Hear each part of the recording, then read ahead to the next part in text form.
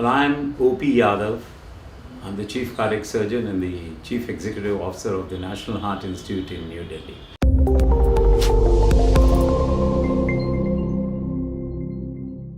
Now that's a question which has got no objective answer, because the results would depend partially on the level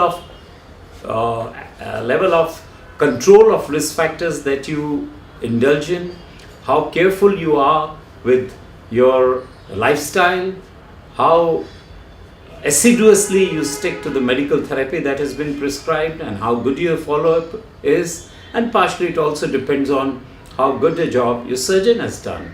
Because if arterial revascularization has been given, then the results are going to be much better long term, and if only veins have been used, then the chances of the grafts failing are much higher.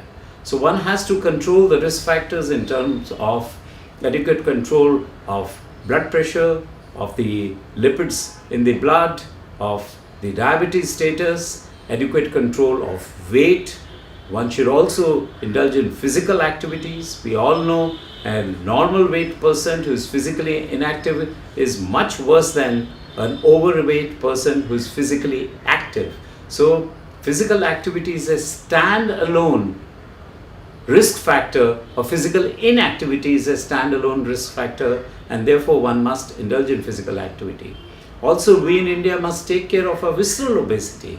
It is not just the total weight which is important, it is also important where the weight is lodged.